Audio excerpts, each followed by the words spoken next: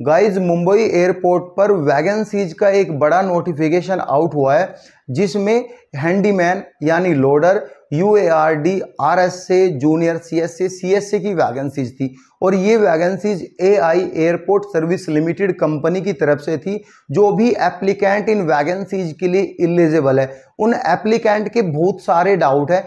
Even वो सभी networking platform पर क्वेश्चन पूछ रहे हैं। तो मैंने यहाँ पे कुछ क्वेश्चन रेंडमाइज किए गए हैं। तो ये जो क्वेश्चन है, इन सभी क्वेश्चन के बारे में हम डिटेल में डिस्कस करेंगे और कंपनी के बारे में बताएंगे। क्या कंपनी सही है और ज्वाइनिंग करना आपके लिए ठीक है?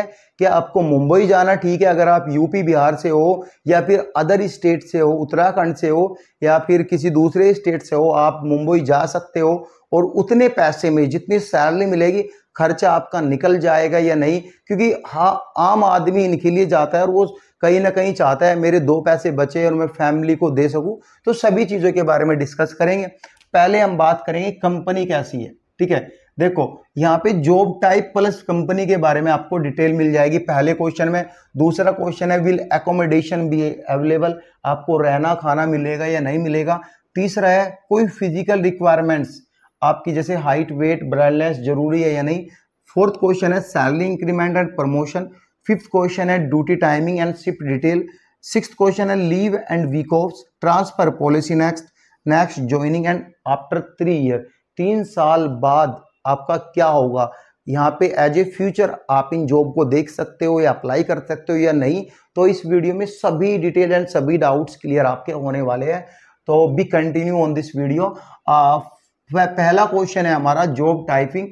जॉब टाइप क्या है? देखो गवर्नमेंट, ये जो कंपनी है AIASL जो कंपनी है, ये अंडर गवर्नमेंट है, यानी कि मिनिस्ट्री ऑफ सिविल एविएशन के अंडर में आती है। और ministry of civil aviation government है। तो गवर्नमेंट तो हम इसको नहीं बोल सकते प्रॉपर गवर्नमेंट, ठीक है, प्राइवेट भी नहीं बोल सकते, PSU कंपनी बोल सकते हैं।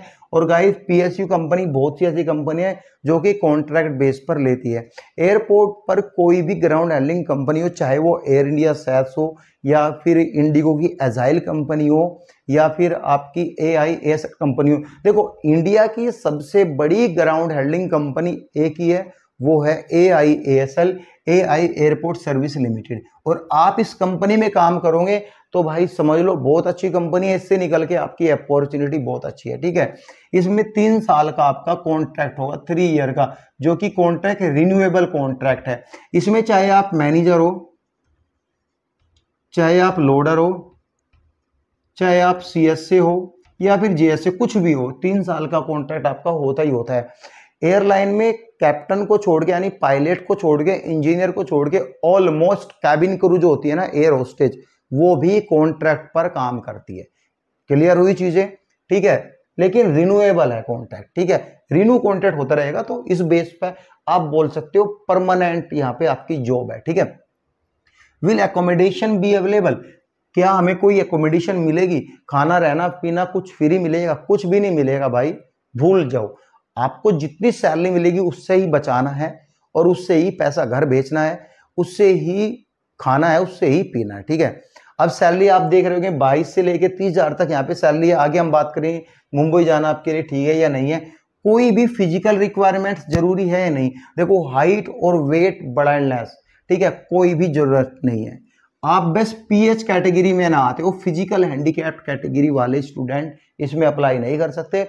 और जिनको कलर विजन है यानी कलर ब्लाइंडनेस है, वो भी अप्लाई नहीं कर सकते।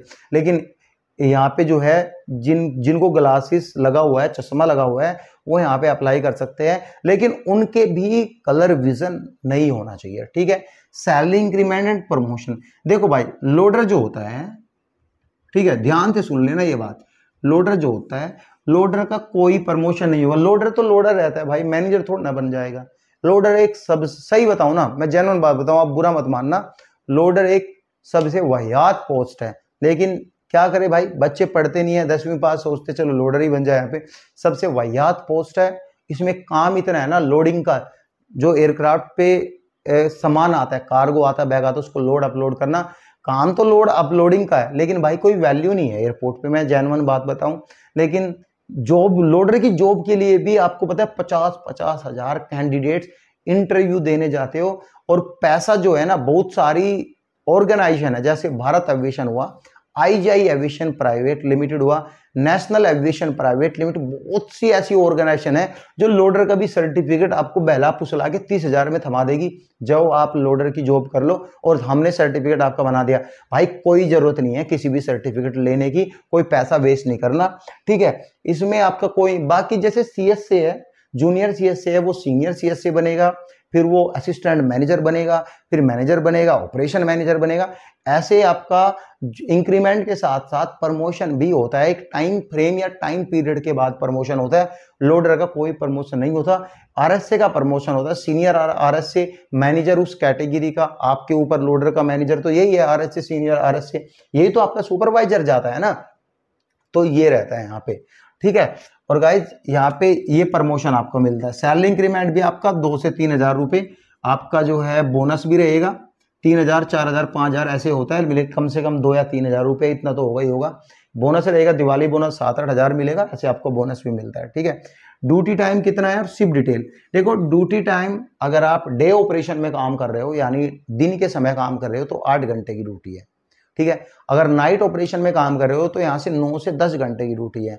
जो एयरपोर्ट 24 आवर ऑपरेशन में रहते हैं, जैसे दिल्ली एयरपोर्ट हुआ, बेंगलोर एयरपोर्ट हुआ, चेन्नई एयरपोर्ट हुआ, मुंबई एयरपोर्ट हुआ, गोवा एयरपोर्ट हुआ, ये बहुत सारे ऐसे इंडिया में एयरपोर्ट है जो 24 आवर रनिंग एयरपोर्ट है, इनमें डे नाइट शिफ्ट लगती है।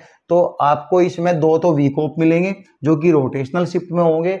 Rotational shift in this sense आपकी 2 मॉर्निंग 2 आफ्टरनून 2 नाइट, उसके बाद आपको 2 ऑफ, एक ऑफ आपको नाइट का, एक ऑफ आपको डे शेड्यूल का, ऐसे 2 ऑफ मिलेंगे। जो डे में काम कर रहे हैं, जिनकी शिफ्ट 8 घंटे की है, उनको यहाँ पे मिलेगा 1 ऑफ, और जो 9 से 10 घंटे शिफ्ट करेगा उनको 2 ऑफ मिलेंगे, ये आप जान लो, ठीक है।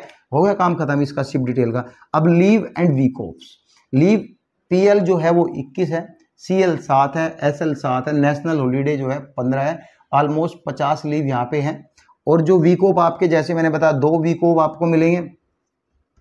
2 वीक ऑफ आपको इसलिए मिलेंगे अगर आप 9 से 10 घंटे की शिफ्ट काम कर रहे हो, अगर आप 8 आवर की शिफ्ट काम कर रहे हो तो आपको ओनली 1 वीक ऑफ मिलेगा, चाहे आप नाइट में काम कर रहे हो चाहे आप डे में काम कर रहे हो। क्योंकि लेबर लॉ क्या बोलता है, पॉलिसी क्या बोलती है, अगर आप एक वीक में 48 घंटे, देखो लेबर लॉ का मतलब है एक वीक में, एक सप्ताह में आपको 48 घंटे काम करना है, चाहे वो 48 घंटे आपको 2 दिन में पूरा कराए तो 5 दिन आपको ऑफ दे देगा।